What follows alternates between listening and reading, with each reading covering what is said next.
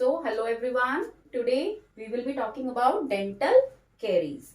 As you all know that teeth play a very important role in our nutrition. और अगर दांत ही नहीं होंगे तो फिर आप अपनी फेवरेट डिशेस कैसे खाओगे, है ना?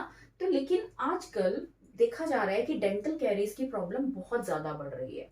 तो इसको समझने से पहले हम पहले स्ट्रक्चर ऑफ टूथ समझेंगे। देखिए, आप इस डायग्राम को देखेंगे ध्यान से।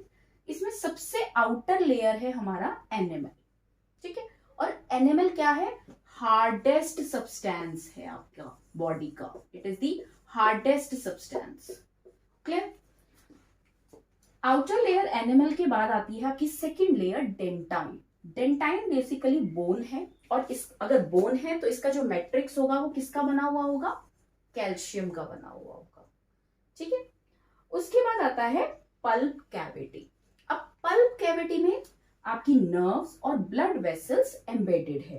तो देखो, नर्व्स और ब्लड वेसल्स सबसे अंदर है, ठीक है, because they need a protection. और हमारे पूरे टूथ को साइड से किसने प्रोटेक्ट किया हुआ है? गम्स ने, ठीक है। गम के अंदर हमारा जो टूथ होता है वो पूरा एम्बेडेड होता है। तो अब समझते हैं कि ये डेंटल कैरीज का प्रॉब्लम कैसे अराइज होता है।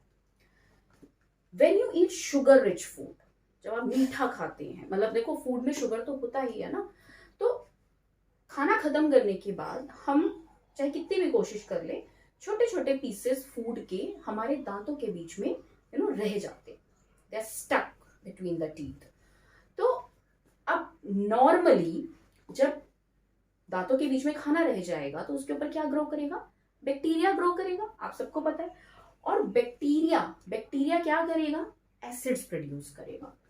तो वो एसिड क्या होता है? वो इस एनिमल के ऊपर आ जाता है, यहां पर एसिड की फॉर्मेशन होनी शुरू हो जाती है, ठीक है।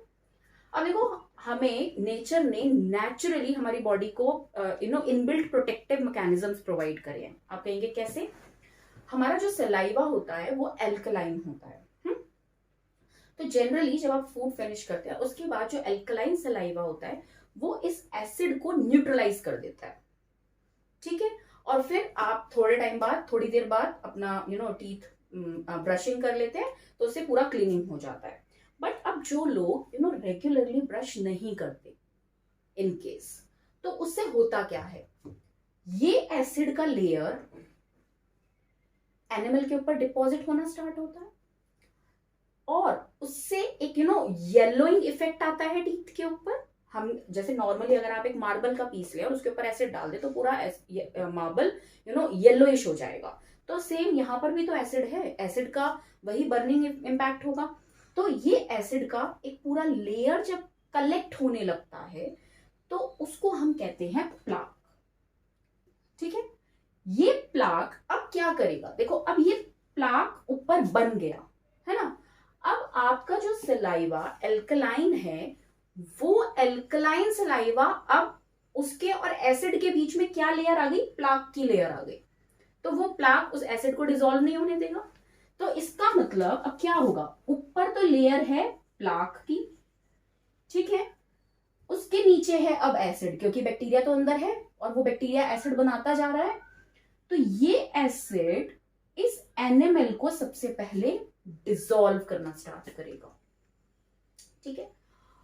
जैसे ये डिसॉल्व हुआ तो यहां पर मान लीजिए छोटा सा होल बना, यहां पर एक छोटा सा होल बना। उसके बाद ये कहां पहुंचेगा? ये एसिड डेंटाइन पर पहुंचेगा। डेंटाइन में क्या है? कैल्शियम है। तो एसिड का आपको पता है बर्निंग इफेक्ट होता है, तो ये कैल्शियम को भी डिसॉल्व करेगा। इसका मतलब है ये इसको भी यहां से ब्रेक करेगा।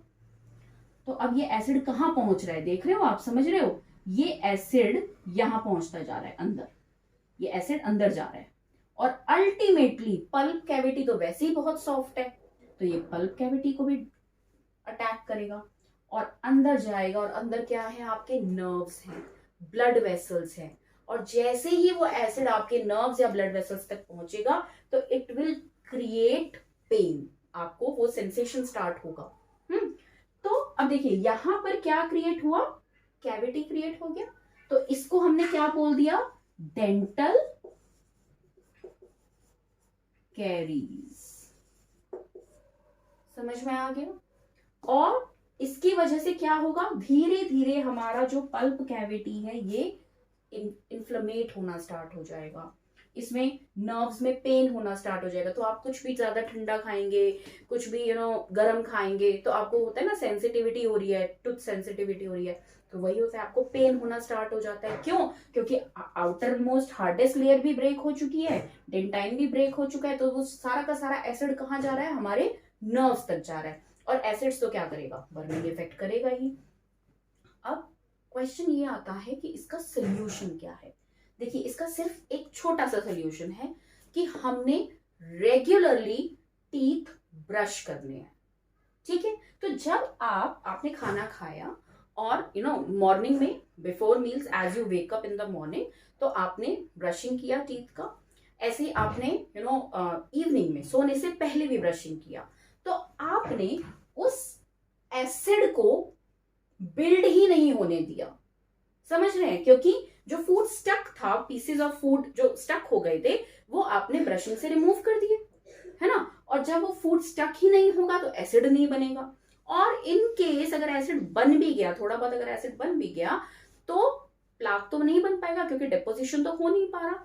तो आप क्या कर रहे हो, रेगुलरली ब्रशिंग कीजिए टीथ की, और रेगुलरली फ्लॉसिंग कीजिए। So these are the two ways by which you can protect your teeth and you can enjoy your favorite food. So see you in the next video. Bye bye and take care.